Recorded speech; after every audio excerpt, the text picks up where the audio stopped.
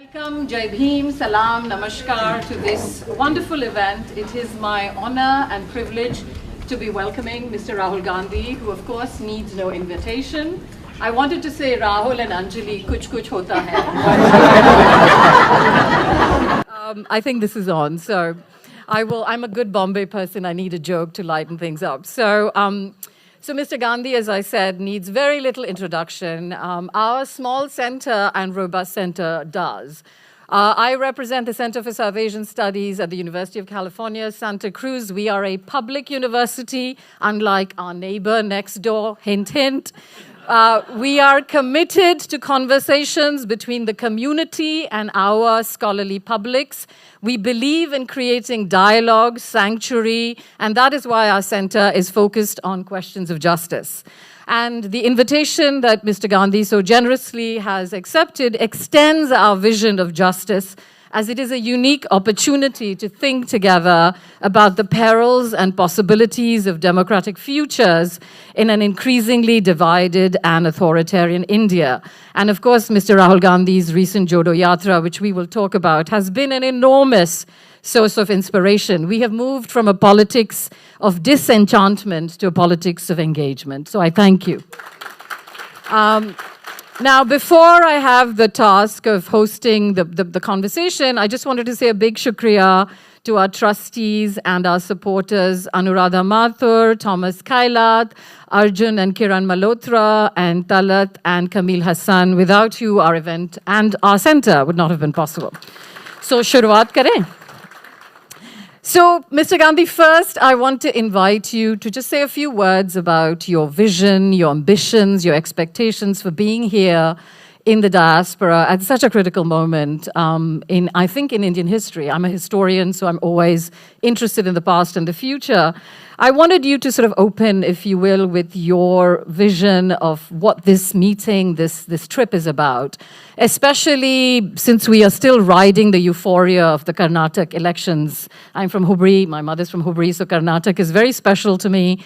And of course, the magnificent Jodo Yatra. But we must also, as you know, couple it with what is happening right as we speak at the Parliament House opening and the protests of my Bahujan female wrestlers who are fighting for the right to be represented and to get justice against sexual violence. So it's a very complicated time.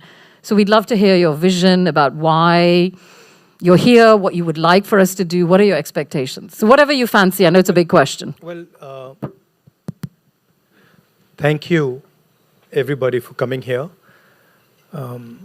I just landed this morning, so I might be a little jet lagged, but so pardon me that. It's Sam's fault. I think what we were finding back home was that the tools that were available to us in politics some years ago were no longer available to us. And we were struggling with this idea. How do you in the 21st century operate in India without political instruments? People think politics is just about politicians talking. There is a whole infrastructure that supports the politics. Institutional infrastructure, the press, the judiciary, just the idea that people feel they can express themselves. And it's clear to everybody that those were under pressure, those were under attack. So we were struggling with this idea because we found that the normal politics, I mean, in my case, the politics that worked just fine until 2014, just wouldn't work. And it wouldn't work because no matter what you tried to say, it would be distorted, it would be reshaped, it would be carried in a completely different way.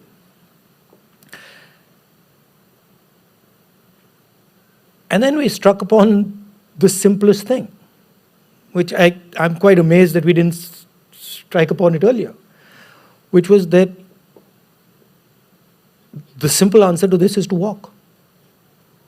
And it was something that, this might sound strange to you, but it was unbelievably profound. Because the moment we started to walk, we started to discover a completely different India, a completely different conversation that is going on. And I myself was completely shocked at the distortion that was being transmitted. So India is speaking one language, India is behaving in one way, and if you listen to the media, if you listen to the discourse, it's just something completely different. So it was almost, to me, it was a massive shock. That I actually, in the first month or so, I was keeping on asking myself, how is this even possible? That the discourse is so different. Single biggest thing I found was that in the 21st century now, people are really looking for connection. They're really looking for affection. They're really looking for togetherness. And the impression that one is given is that it's exactly the opposite. Right? So that's one element of it. The second element of it, which to me, again, was eye-opening, and the Indian people here will understand it, that the best way to communicate with India is through the idea of tapasya. So India, you can spend years and years and years trying to speak to India with language. And the same thing can be transmitted in a week, 100 times more powerfully, just by action. So to me, what it revealed was that in politics, action is much more powerful than words. And in the 21st century, frankly, words really don't mean much, because they can be distorted. Right? So we honed into that. And I think that is also the framework of a political vision. Right? That there is a confusion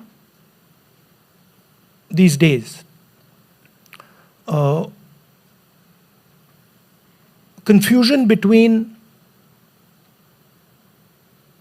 power and force. Power and force are two completely different things. Right? But somehow everybody is convinced that power and force are the same thing. Power is alignment with truth. So, what Gandhiji was doing was the politics of power.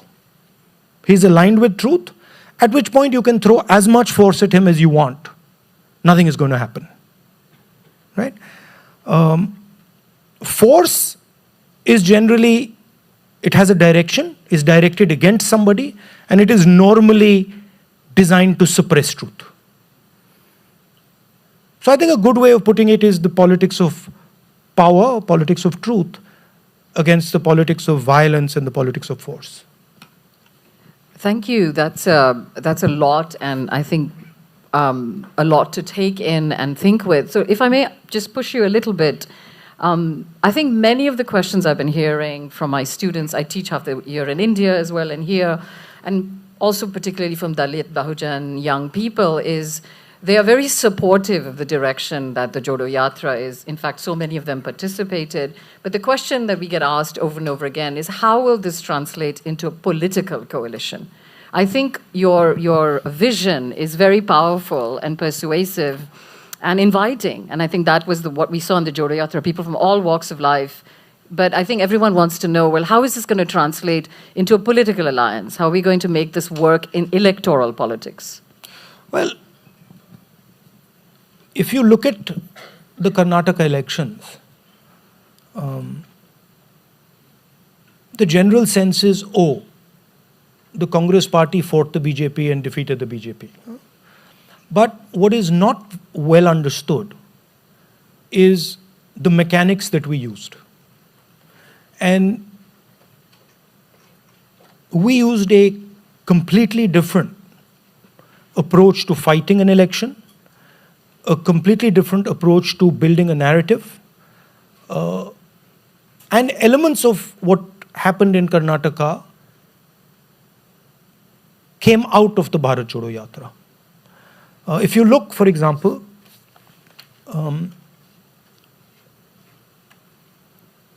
pretty much all poor voters in Karnataka, across the board, voted for the Congress party.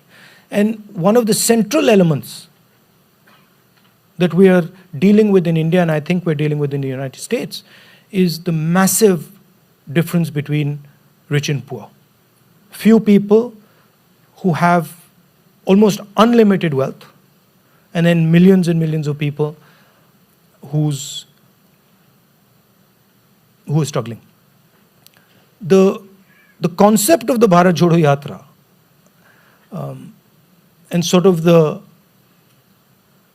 message of the Bharat Jodo Yatra is that poor people can mobilize. And they can mobilize very effectively and very powerfully. I said, I made the differentiation between power and force. What was really interesting to me was once we started walking, and we decided we were going to walk right from, Kanyakumari to Kashmir, the entire force of the Indian government was on us. The entire media was on us. Everybody was pushing that this thing is not going to work, it's going to fail, it's going to be a useless endeavor. Nothing they could do, no amount of force could shift this thing. And we realized that within the first 2-3 weeks, people would come to me. It's like a belief thing. People would come to me and say, "Aap kahan tak chaloge? And where will you walk to?" I said, "Look, I don't know. I have no idea where I'll walk to, but I'll go as far as I can." And by the 3rd or 4th week, they realized that, boss, ye serious kaam hai. That matlab ye ja rahe hain. And I could sense, right, that suddenly they realized, okay, this something is happening here. And once that shift took place, I could see the media guys, even the media guys sitting in the van in front of us, they couldn't transmit what they wanted to transmit. It was just physically impossible for them to do it. So, mass mobilization, particularly for an extended period of time, binds people in a way that's very, very powerful. I think I'm very excited. I don't know about the rest of you. But firstly, the thing is that the central most important thing is it's got to be based on truth. Right? So, if for 1 second I had internally, without telling anybody, if for 1 second I had seen the Bharat Jodo Yatra as an electoral tool, it would have died right there. Simply, it would have just died on the spot. Right? So,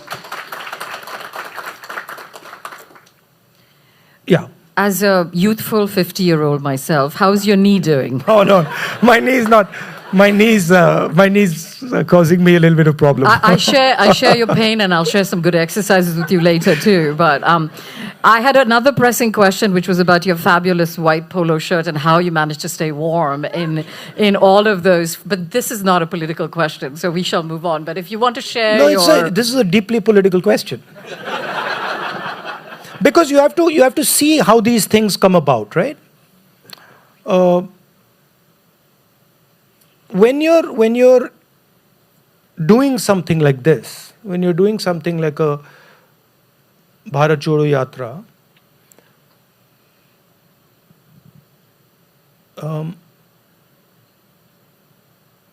you sort of, I don't want to use a strong word, but you die. Right? You become silent. And if you're doing it truthfully, you start to speak the language of what the people are speaking. Right? So it's very interesting. Again, going back to the power versus force thing.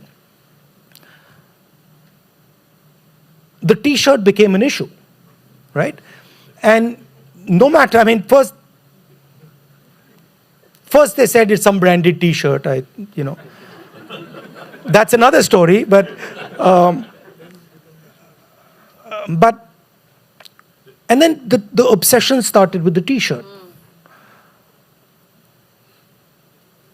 At a certain point in the yatra, it was about 6 in the morning, and I was walking and these little kids came. 4 or 5 kids, and it was actually quite cold. And I was feeling cold too. Now people think, oh, he doesn't feel cold. That's not true. I feel cold. So I was watching these kids, and there were little kids like that, and they were shivering. They didn't have enough clothes on. So first I was like, I took a picture with them. Then I told him, listen, we need to buy them some clothes. So we got them some jackets. But then as I left them, I was thinking to myself, look, if these 6-year-old kids can be in this cold without clothes, and I am stating that I am going to try and represent them, then on what basis do I wear a sweater? Right? So I decided at that point that I am going to not wear a sweater until I can no longer do it. Until I can physically no longer do it. And then I started doing that. And then to my utter surprise, I found that I could do it all the way to Kashmir. Right? And why I'm saying that is because it was actually an expression of truth. And that's what made the T-shirt sit on top of the media screens.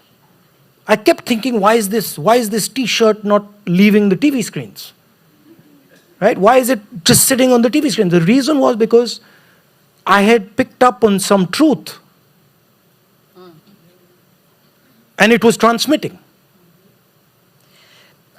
You've opened the door to the next question that I wanted to ask. I'm a historian, and the truth worries me today, especially as we see the massive social engineering that is happening in India in particular. And, I can just think about all of these UPA Congress government schemes like the National Rural Employment Guarantee Act, the Forest Rights Act, the Right to Information Act. All of these things are being rescinded. As scholars and academics and as people who care about the past and future of India, every day we are seeing history rewritten. So I wanted to hear a little bit more about, how, in terms of policy reforms, and we can take Karnataka as an example. It's a state I'm very familiar with, the anti-hijab ban. Well, there are lots of repressive measures in place. So how do you see your government, your alliance, if we imagine that to be the democratic future, how do you see yourselves addressing these questions in terms of policy, practices? Because the engineering is thorough, and you've talked about this yourself on many occasions.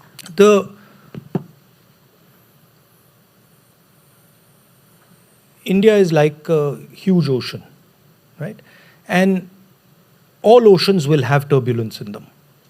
Storms will come. They have to come, right? And what's important when a storm comes is how you react to the storm, right? I think one way of looking at this thing is, this is a huge disaster and it's the end of the road. That's a pessimistic way of looking at it. I think the correct way of looking at it is India is facing a storm. The storm is going to pass. Let us face the storm bravely and effectively, and let us make sure that when the storm passes, we have a new India, a forward-looking India in place. For 1 minute, I don't believe that the BJP cannot be defeated. For 1 minute. Right?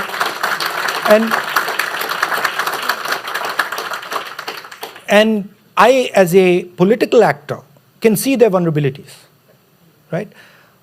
It's difficult for a lot of people to see them because of the media pressure, the money, all that. But I can see it. As a political entrepreneur, I can clearly see that there are huge vulnerabilities to the BJP.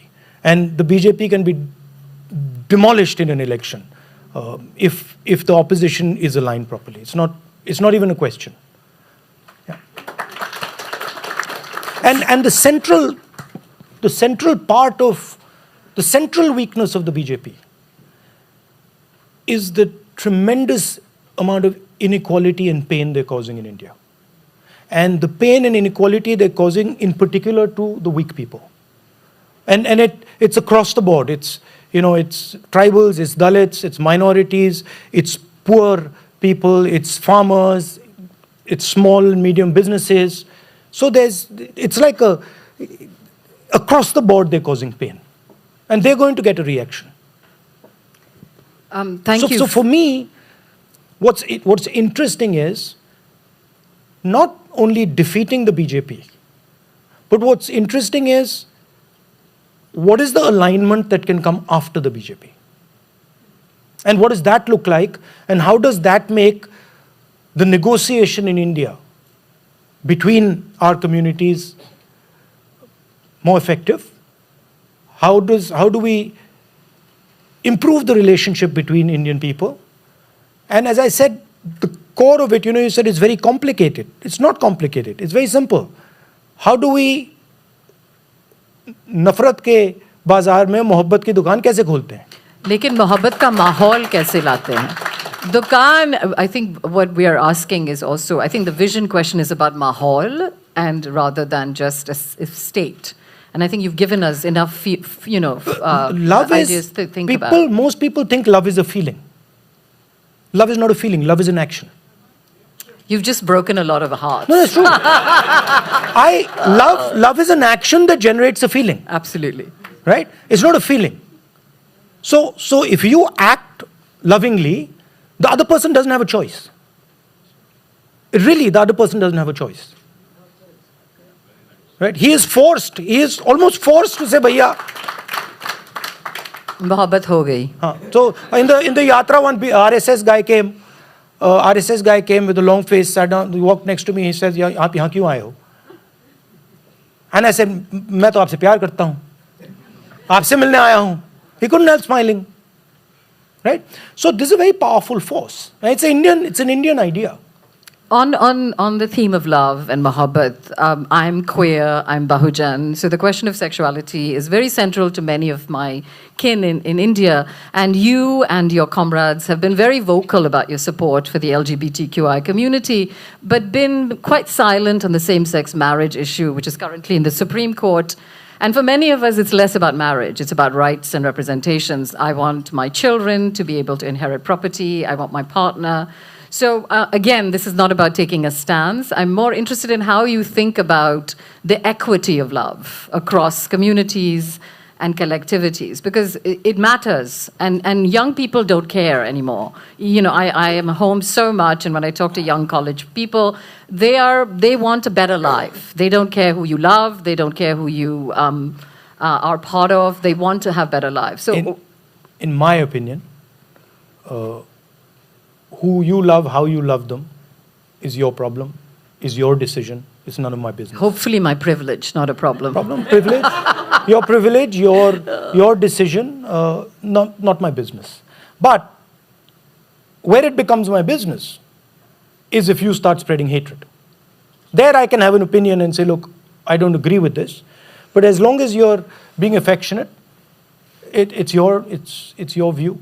Of course, if things are in the Supreme Court, we have to be careful what we say. We have to temper what we're saying about them. Which is why I will move forward now.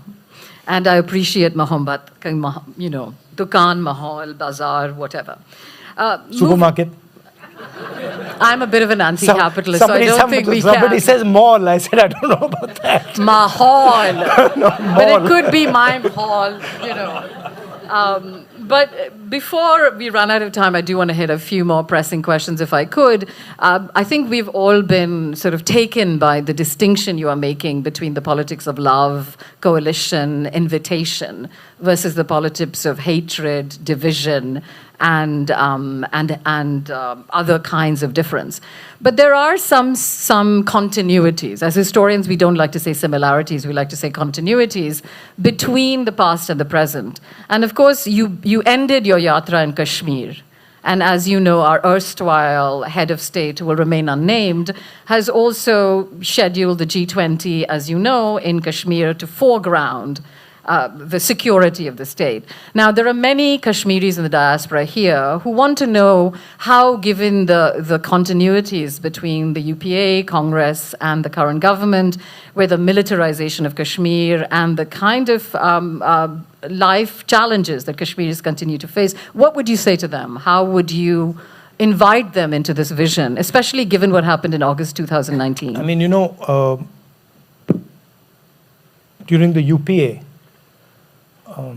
I did a lot of work in Kashmir, a lot of it in the background, Panchayati Raj elections,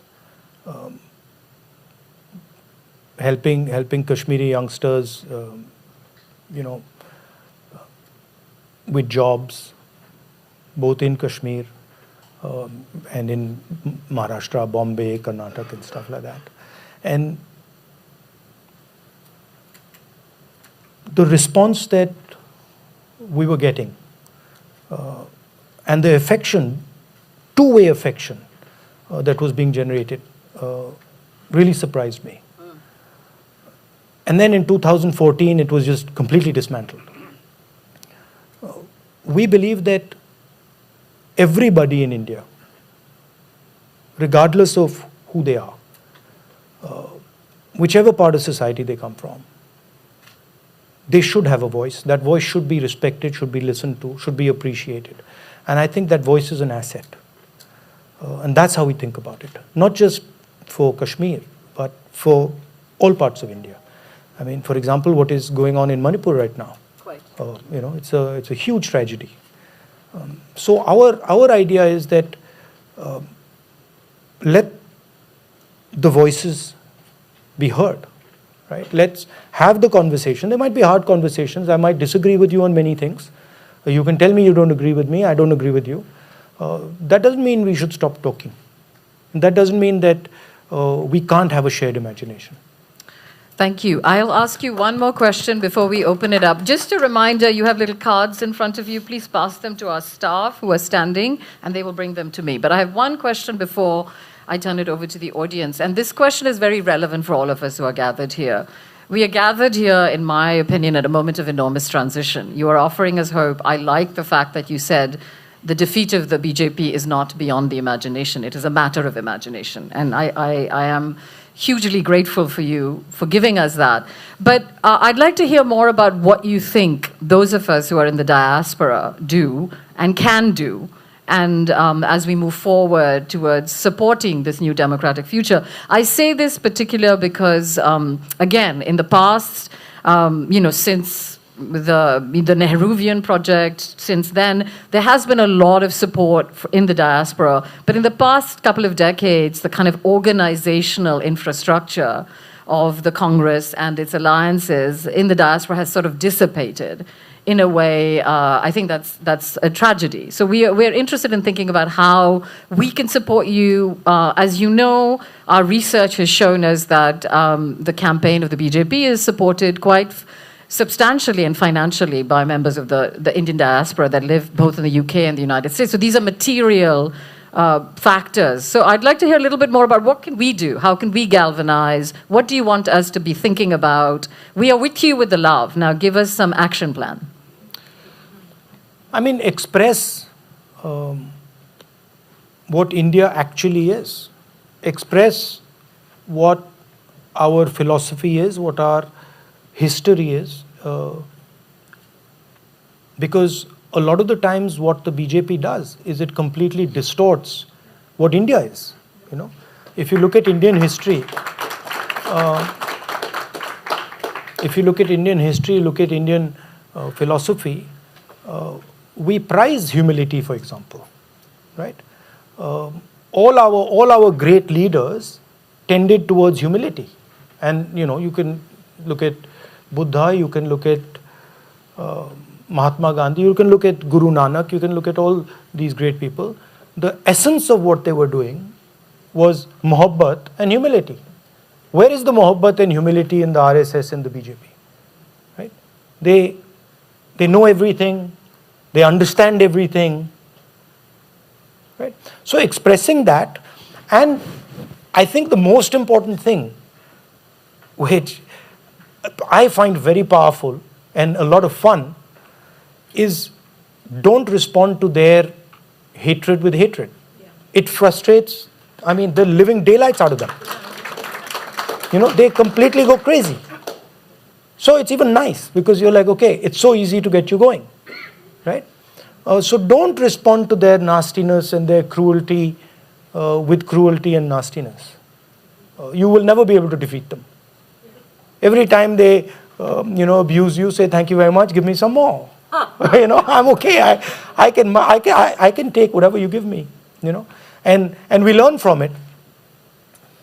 Well, to your words and our futures. I want to turn it over to the audience, but before I do, I want to just ask one of our trustees, Dr. Anuradha Luther Maitra, who, of course, many of you here know. She is a gifted teacher, entrepreneur, exemplary in so many ways that I don't have time to describe, and a special advisor also to our campus, and part of many, many wonderful initiatives around social justice.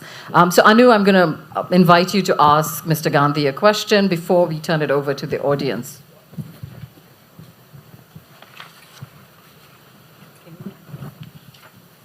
Actually, apparently I'm going to be, I learned a new word which is fluffered. I have to fill in some time while Anjali. But that's a pornographic word, I think. Oh, I'm sorry. You did not tell me that, Anjali. I haven't heard that word before. I'm a historian of sexuality, so... My apologies. No, Jai Bhim, Jai Hind, so... But, taking on. Well, firstly, Would you prefer to sit down? No, this is fine. Thank you, Anjali, for that introduction to me. You make me seem like I have a multiple personality disorder, but somehow I seem to think it's a good thing. But today you're going to see perhaps one or two of my personalities.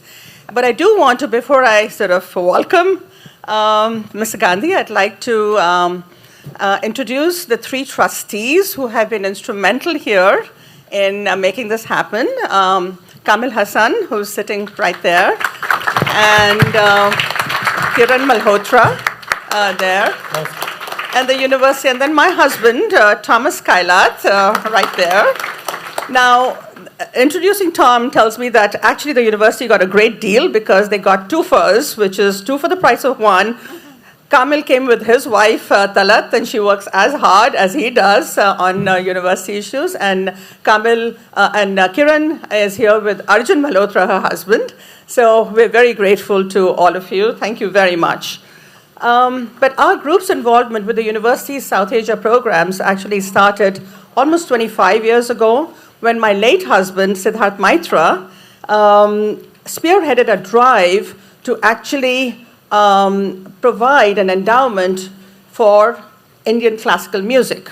And the idea there was that the natural sort of, the natural appeal of the genre would actually be such that it would appeal to the best in us. And it would elevate, it would unite. And the second thing that we wanted was, of course, that our interest in South Asia programs should somehow get institutionalized.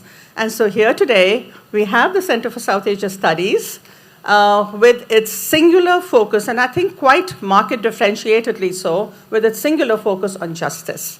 So thank you very much. And talking of morphing, I see this particular event as the channeling of an ancient Greek agora, which was this open market, but also an open space to have the kind of conversations that we are having today, starting in Silicon Valley for CSAS with this most eminent speaker, Mr. Gandhi, And so from all of us here, welcome, Mr. Gandhi.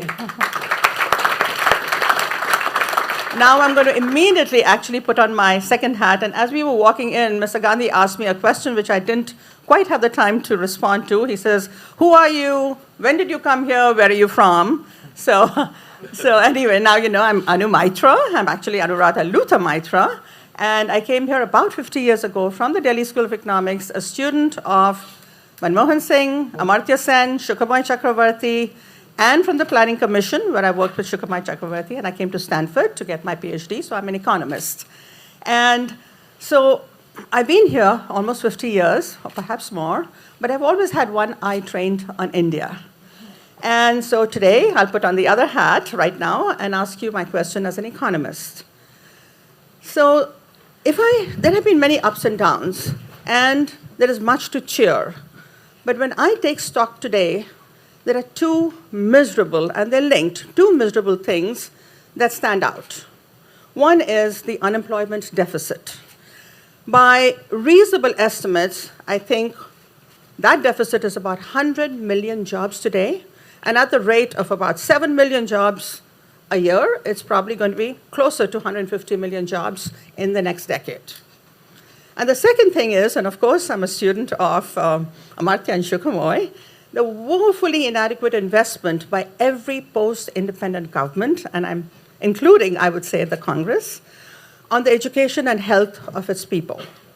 And this, whether you look at the percentage of GDP that is spent on it, or whether you look at the quality of the education that's provided, that's definitely true. And it's in strong contrast to every other Asian country that has really remarkably progressed. And you know, I can name them, but you know them all. So it's not an easy problem to solve. I'm coming to my question, Anjali. It takes time and discipline.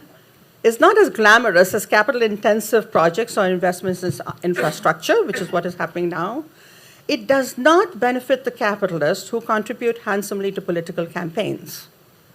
Ironically, therefore, the very... Actually, these days, they don't, at least to us. Yeah, now we have the bonds. Now we have the bonds. They're just contributing to one campaign. Yeah. Oh, okay.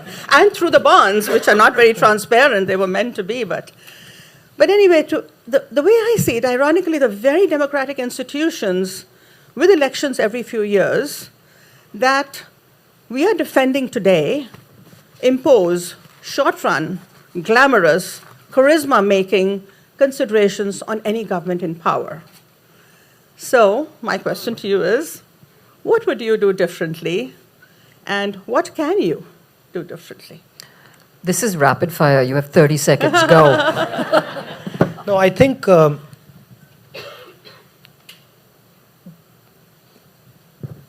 would require a long answer. I'll be quick. Okay. Unemployment is now a crisis, and it's going to become, it's going out of control, right? And huge part of that unemployment is because of the way the BJP regime is concentrating wealth and power. Okay, and they're wiping out the backbone of the Indian small and medium businesses. That's one element. The second, and I think central problem, is that in India we do not respect skills. So we disrespect skills. And I think that is something that if we want to start getting employment going, we have to start respecting the person who is skillful and is doing the actual building, the actual job. I'll give you a few examples. So there are clusters all across India, right, which have tremendous amounts of skill. I was in the Bharat Jodo Yatra, I walked through Bellary, as an example. Not many of you would know that Bellary is the jeans capital of India, right? So most jeans that are being made in India are made out of Bellary. 4 lakh people were unemployed in Bellary over the last 3-4 years, right? 4 lakh people used to be employed, now 40,000 people are employed. 3.5 lakh got unemployed. Why? Because we are not focusing capital and linking it with skills. There is a disconnect between where the skill cluster is and where our capital is going. So one thing that we would think about is how do we link capital flows to the clusters of skill in India. Bellary is an example. Moradabad, Kanpur, pretty much every district has some skill or the other, and our capital structure just completely ignores them. So making that connection is very important. Education, I think much more public expenditure on both education and healthcare is required.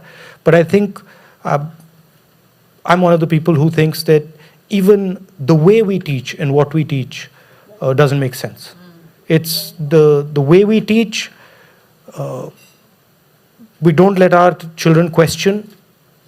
We make them memorize things. We force them to ratto things. I think modern economy, you can't do that. And these unfortunately are cultural things, right? These are deeply embedded in our culture, and they hint at questions of caste, questions of community. So you have to challenge some of these ideas more aggressively, more centrally. Thank you, Anu, for that wonderful question. And Mr. Gandhi, for your thoughtful response. You should really be an academic in case you want to have multiple careers. I said as a political entrepreneur, but I've got many other Dasha Avatar. Yeah, I think people like to categorize. He's a politician, he's a actor, but I don't think people fit quite like that. Touche. Thank you. So I thank you all for your questions, which are all wonderful. In my limited skill as moderator, I will combine a lot of questions. If you put your name down and you feel comfortable asking it and your question is called, I would invite you to ask so Mr. Gandhi can see and engage with you in person. Let me begin with the first question, which Mr. Kamil Hassan, if you feel comfortable asking. Yeah, sure. Can someone pass the mic to... Mr. Gandhi, my question is about the 2024 general election. Considering that in the last general election, BJP got 37% of the popular vote, and considering that now you have so much momentum with the Bharat Jodo Yatra and with victory in Karnataka, and hopefully in Rajasthan and MP and upcoming elections, if the opposition unites and they form a coalition against BJP, the chances of winning are very high.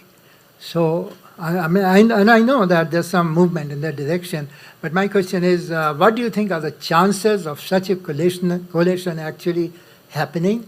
And are you going to work to ensure that such coalition forms? And my last question is, if such a coalition forms, are you willing to step back and have someone else take the leadership of this coalition and maybe have someone else become the Prime Minister, if necessary, in the best interest of the country? Well, the last question, of course, that's something that the Congress President decides. That's not something I decide.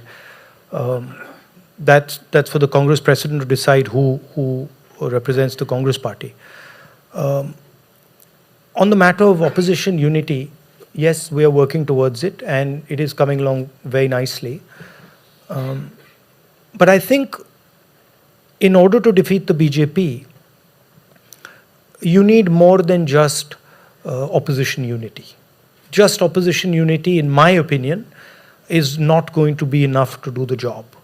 I think you need an alternative vision to the BJP, right? And Bharat Jodo Yatra was the first step in proposing such a vision. And it's a vision that all opposition parties are aligned with. No opposition party would disagree with the idea of the Bharat Jodo Yatra. So I think bringing the opposition together is important, but also aligning the opposition and making the people of India understand that there is not just a group of opposition parties that have combined, but a proposed way forward for the country. And we're working on those things. Thank you. The next question I have is from Nidhi Mahajan. Thank you so much. So in Gujarat, a group of Muslim fishermen have petitioned the court for mass euthanasia because they're unable to make a livelihood. There have been similar issues of economic boycotts of Muslim vendors in Delhi as well as in UP. Of course, all of these issues have exacerbated under the BJP and RSS, but these are not new issues for lower caste and lower caste Muslims. So how do you concretely plan to address these economic as well as deeply sort of fractured social issues for lower class and lower caste Muslims specifically? I mean, it's people from all communities face these problems. So yes, Muslims face them, tribals face them, Dalits face them. In our last manifesto, we had the idea of a floor, an economic floor, which is the idea of nyay, right? A minimum income to every Indian. I think that's quite a powerful idea.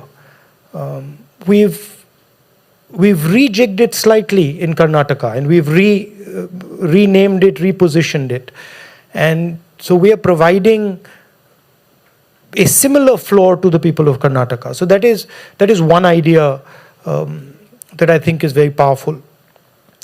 The other thing, of course, is things like Manrega, supporting architecture, both in the rural and urban area. There are a lot of ideas we have to provide a floor below which people can't fall. And I think that's one element of it. Of course, you have to figure out the other side, which is what the lady was talking about, employment, production, economic growth, so you can finance that. Thank you. I think there are several questions on similar topics, so I'm trying to just bring them together because we have limited time.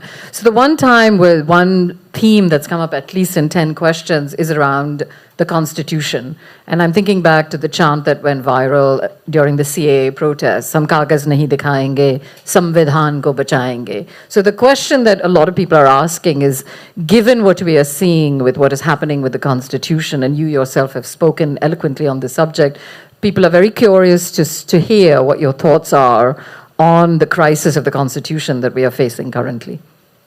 This is coming for over 10 people here. I mean, there's a direct attack on the Constitution, right? That's obvious to everybody.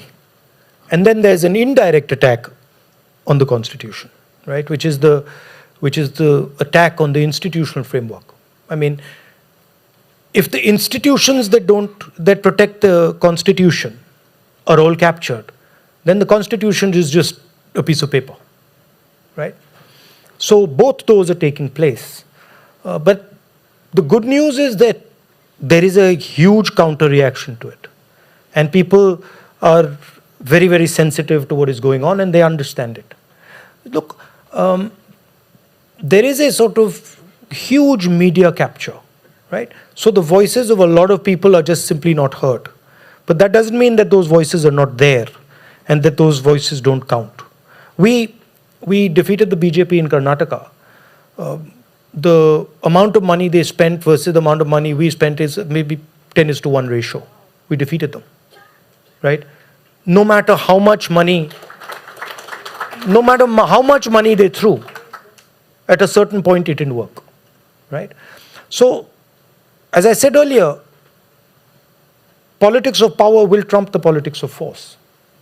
Right? Politics of truth will trump the politics of money. It might take time, but it'll happen. India cannot afford the Constitution to be destroyed. India's entire negotiation is based on the Constitution. So an attack on the Constitution is an attack on the idea of India. And if you destroy the Constitution, you destroy India. That's. And by the way, that's what the BJP is trying to do. I think there is no doubt, Yeah. yes. Given that we are on the Constitution, we have several members of the Ambedkar King Circle study group here, and a couple of them, if one of you wants to ask your question, Prasanna is here, or Ganpati. If not, I will ask your question for you. If you are here, please ask your question, and please keep it brief. We would like to engage more people. Thank you. Thank you for the opportunity. Would you mind me to ask the same question that I Yes, asked in please, here? yes. Okay. The question that I asked was regarding the caste consensus. The last caste consensus was done. We wish it was a consensus, but nahi hoga bhai. And it was done in 1931. Caste consensus is called the Constitution. Yeah. यार आप शायरी बना रहे हो अभी आगे बढ़ते हैं चलो. So the census was done in 1931. Those are the numbers that we have been using for a long time. Any hurdles that you see in doing so? The question I ask is because all of the development schemes that the government comes with goes with respect to those numbers. Like the proportions are going with regards to those numbers. So what are the hurdles that you see to do it in current state? Is the big question. It's already done. The caste census was already done by the UPA, and the data is already available to the government. The government is refusing to release it. So there are no hurdles in getting it done. The hurdle is that the BJP doesn't want to release it. We also didn't release it, which I think was a mistake, because we internally were having a conversation about it, and the elections came, and then we went into that spiral. But we are committed to releasing it, and we are also committing to putting pressure on the BJP to release the data that is already with the government of India. They are toying around with the idea of not releasing the last one and releasing the next one, but that will be a couple of years from now. So we want them to release the last census. Would you happen to share when was that done last? 2011.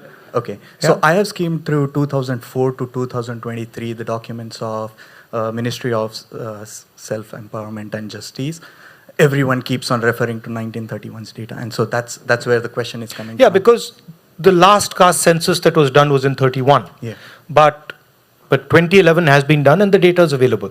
The government is trying to say that the data was collected erroneously, which we don't agree with. And we believe they're just making excuses for it and they don't want to release it. But we are committed fully to releasing that.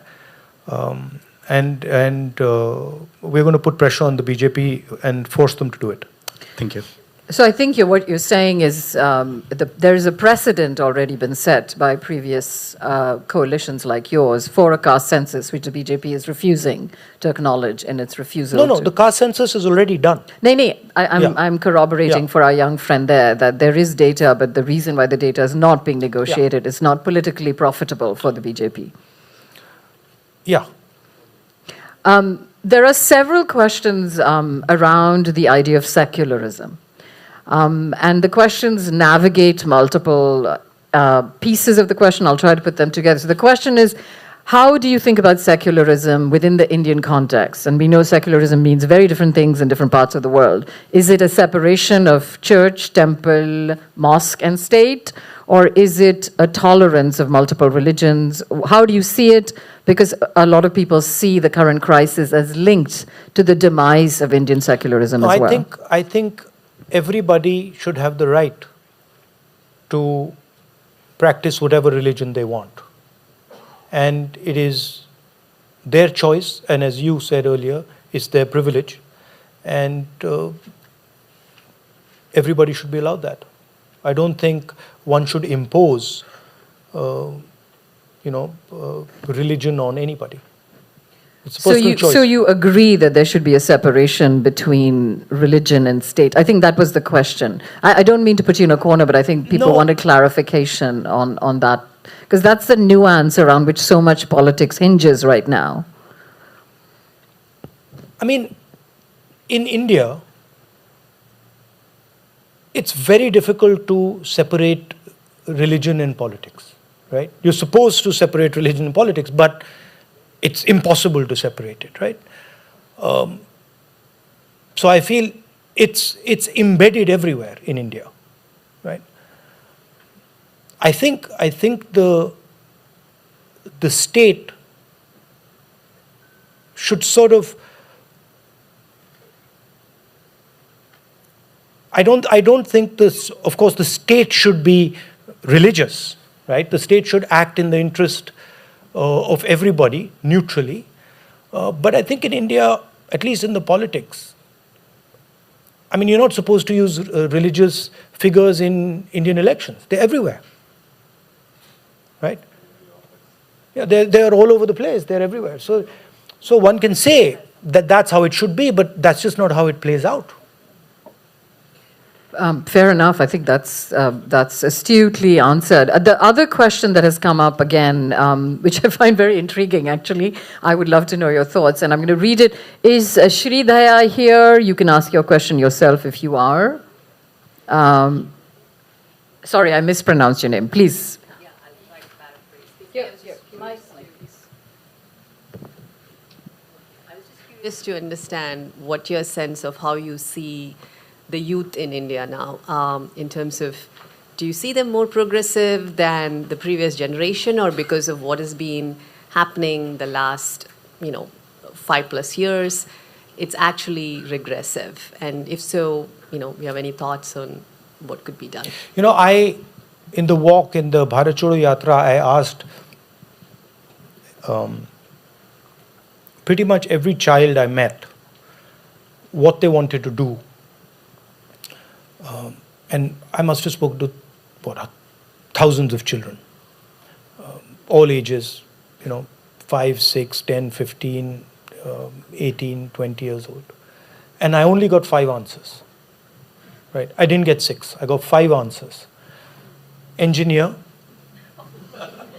doctor. Historian. Bad luck, not a single person. 0, right? Lawyer, doctor, engineer, army or paramilitary, or then IAS or government, right? Now, and then I would ask them, so do you want to do this, or do your parents want you to do this? And most of them would keep quiet, and then they'd say, our parents want us to do this. And at a certain point, I met these 20 girls in a sort of group, and I started asking them this. And they said the same thing, the 5 answers. And I said, look, I want to test this idea. I don't believe it. So I said, how many of you want to become pilots? So none of them said they want to become pilots. So I said, okay. And then one of the guys who was with us was a helicopter pilot. So I told him, can you do me a favor? Can you take 3 or 4 of these girls in your helicopter for a little circuit? And so he took them for a little circuit. And then after that, I asked them, so what do you want to do? And they said, we want to be pilots.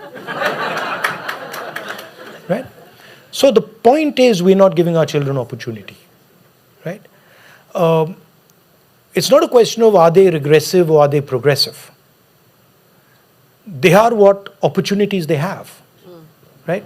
If you tell them that the only thing you can aspire to is these 5 things, right? Then Sorry, that's... I have to clarify. Yeah. When I meant, I don't mean in terms of regressive, in terms of ideas. For example, my concern is if I started going to school like in 2014, I'm a 10-year-old, all that I'm exposed to now I'm, 20, is what has been changed in textbooks or what the media tells me. The whole idea of I grew up in India with a different idea of India than what the generation now is growing up with, right? So that's what I meant regressive, not in terms of the profession. No, but it's connected, right? Because if you have a set of children who aspire to an extremely limited set of things, right? Then they're not going to be thinking about, they're not going to be thinking expansively.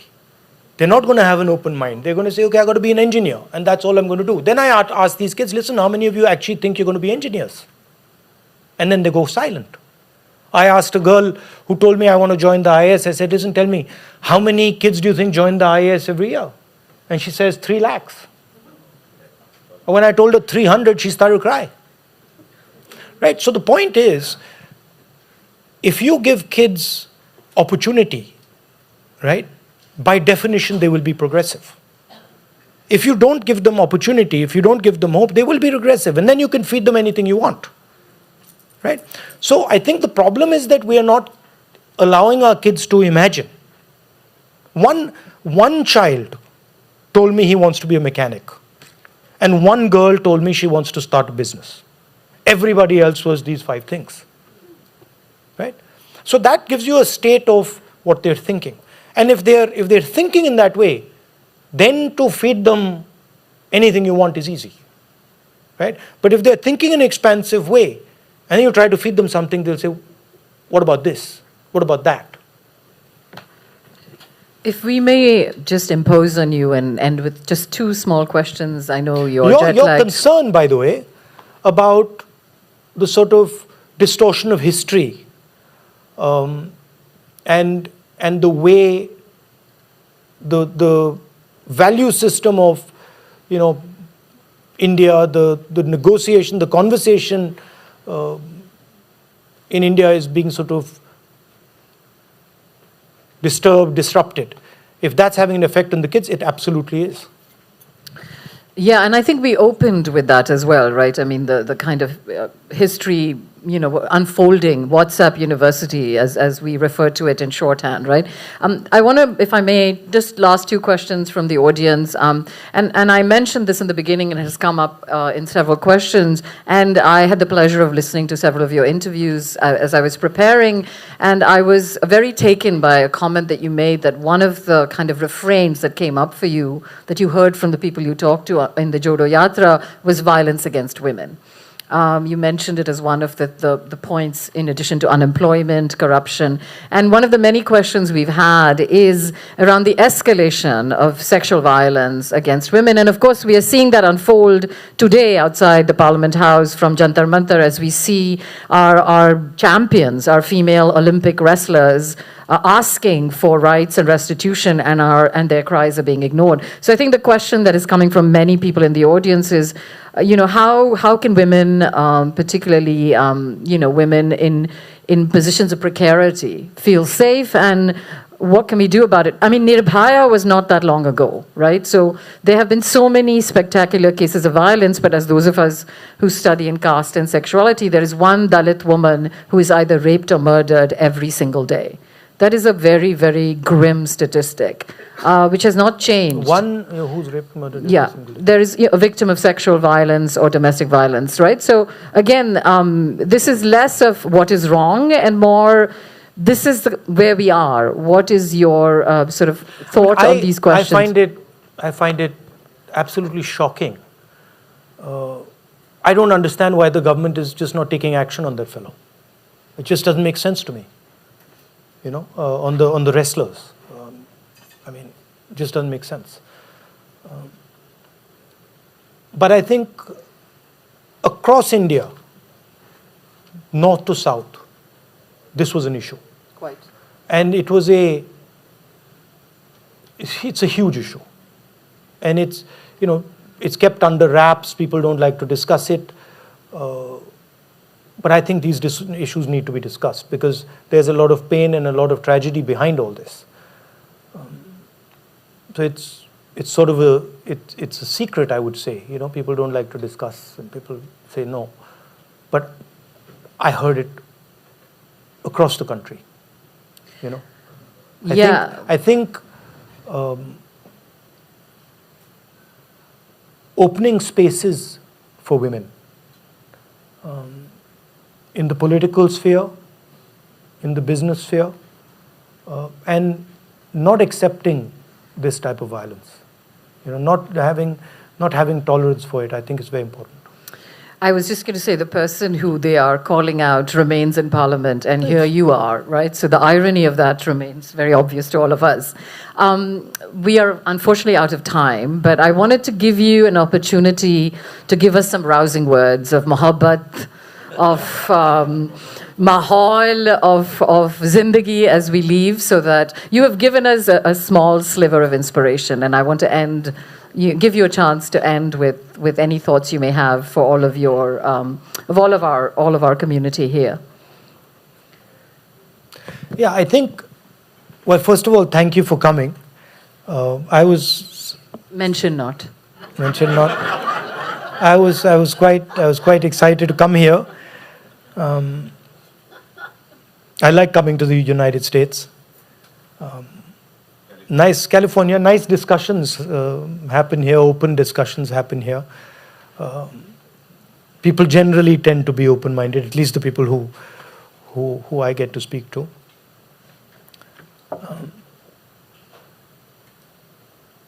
I think a lot of these things,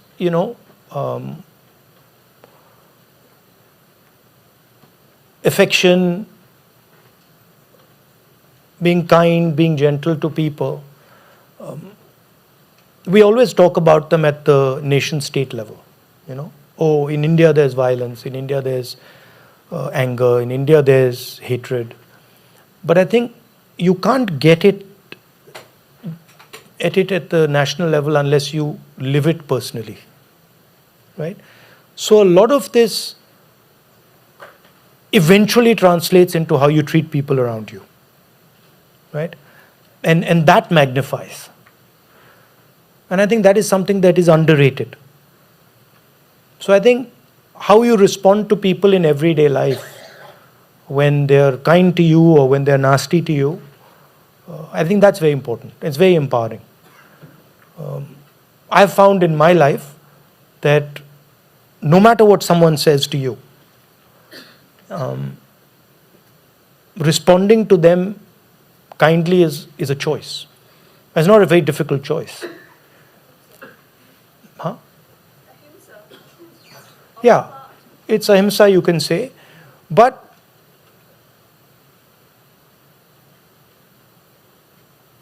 say, I'll give you a personal example of mine. My father was killed. And for many years, I was sort of carrying around with me anger. That, oh, these people killed my father. And then one fine day, I just realized, wait a minute, why am I doing that?